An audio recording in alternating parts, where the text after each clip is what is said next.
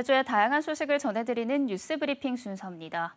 내일 휴일인 부처님 오신 날을 앞두고 코로나19 감염 확산에 우려를 하신 분들 많으실 텐데요. 가급적 접촉이 이루어지는 상황을 최소화하는 것이 무엇보다 중요한 시기인 만큼 제주도는 내일 부처님 오신 날을 맞아 방역수칙을 내놨습니다. 내일 함께 동참해야 할 방역수칙은 무엇인지 정리해드립니다. 우선 사찰대에서 음식을 먹는 행위는 금지됩니다.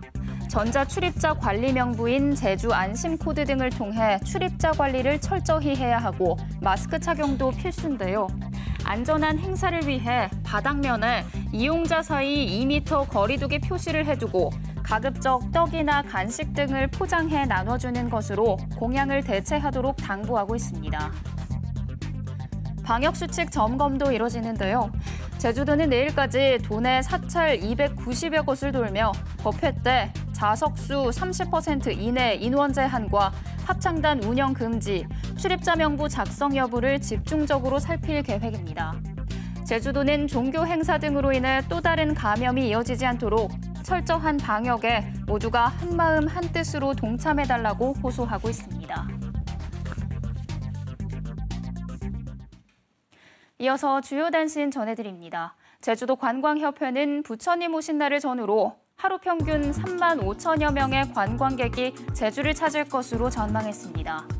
이는 지난 주말 3만 7천 명대보다 적은 수치로 최근 도내에서 코로나19 지역 감염 사례가 잇따르면서 제주 여행을 망설이는 이들이 많아졌기 때문으로 분석됩니다. 제주 해루질 동호회 회원 20여 명은 오늘 도청 앞에서 기자회견을 하고 야간 해루질을 제한하는 내용의 제주도고시의 폐지를 촉구했습니다.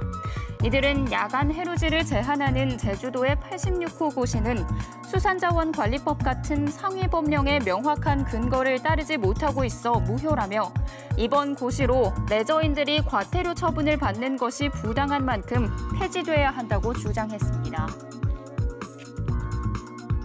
제주 제2공항 강행 저지 비상도민회의는 오늘 성명을 내고 노형욱 신임 국토교통부 장관에게 제2공항 백지화를 촉구했습니다. 비상도민회의는 국토부는 당정 협의에 따라 제2공항 여론조사 결과를 수용해야 한다며 노형욱 장관은 지금 당장 제2공항 계획 철회를 발표해야 한다고 주장했습니다.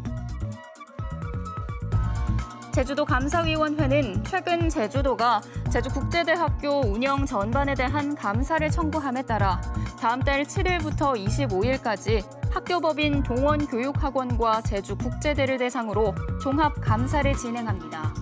이번 감사는 지난 2018년부터 최근까지 법인과 학교 재정 운영, 교직원 인사와 학사 관리 등 전반에 걸쳐 진행되는데 동원교육학원은 교직원 임금 미지급 관련 소송과 각종 회계 관련 잡음으로 내부 갈등을 빚고 있습니다. 4.3 수영인에 대한 법원의 무죄 선고가 이어지는 가운데 제주 4.3 도민연대는 보도자료를 내고 미군 정식이 일반 재판 수형 피해자들의 재심 청구서를 오는 20일 제주지방법원에 제출한다고 밝혔습니다. 도민연대는 1947년 9월 7일 태평양 방면 미국 육군 총사령관 더글라스 메가더가 북위 38도 이남 지역을 점령한다는 포고령 1호와 점령 지역 치안 질서를 위반하면 엄벌한다고 적시한 포고령 2호를 살포했고 이번 재심 청구자 대부분이 포고령 2호를 위반했다는 이유로 재판을 받았다면서 이번 재심으로 피해자들의 명예회복을 기대한다고 밝혔습니다. 제주 동부경찰서는 한밤중 주차된 차에 불을 질러 소방서 추산 1,700여만 원의 피해를 낸 60대 남성을 방화 혐의로 입건하고 불을 지른 동기 등을 조사하고 있습니다. 이 남성은 오늘 새벽 1시쯤 제주시 봉계동 공동주택 외부 주차장에 세워진 승용차에 불을 낸 혐의를 받고 있는데 피해 차주에게 수십만 원의 임금을 받지 못해 불을 질렀다고 경찰에 진술했습니다. 이어서 제주 지역에서 오늘 보도한 뉴스 가운데 주목할 만한 기사를 소개해드리는 뉴스픽 순서입니다. 오늘 저희가 살펴본 기사는 한라일보 강다혜 기자의 전통시장 매년 혈세 수백억 들였는데입니다. 제주대 산학협력단이 조사한 제주 지역 전통시장 매출 동향을 보면 지난해 전통시장과 상점가 26곳의 하루 평균 매출액은 8,700여만 원으로 전년도 1억 4천여만 원보다 40% 정도 줄었습니다.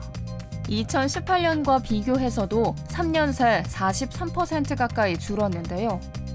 반면 전통시장 활성화 사업에 투입되는 예산은 매해 수백억 원 규모로 2014년부터 2019년까지 6년 동안 모두 719억 원 이상이 투입됐다고 한라일보는 보도했습니다. 특히 시설 현대화 사업에 6년 동안 451억 원 이상 들여 가장 많은 비중을 차지했지만 주차 불편 문제는 여전한 것으로 나타났습니다. 전통시장 상인과 이용객들을 대상으로 한 설문조사 결과 응답자의 40%에 가까운 이용객이 주차 문제를 주요 불편 사항으로 꼽았고 상인 46%가 필요한 시설 현대화 사업으로 주차장을 꼽았습니다. 제주대 산학협력단은 이와 관련해 나눠주기식 예산 배분을 지향하고 효율적인 배분과 사업 지원의 효과를 높일 방안을 마련해야 한다고 제안했는데요. 시설 현대화도 중요하지만 지속적인 거래가 이뤄지도록 이용객과의 관계 마케팅 강화와 소비 흐름 변화에 맞춘 배달 시스템 구축 등의 필요성을 강조했습니다. 도내 전통시장과 상점가 활성화를 위해 수백억의 혈세를 쏟아붓고도 실효성 있는 지원 대책은 부족하다는 한라일보 기사를 오늘의 뉴스픽으로 전해드렸습니다.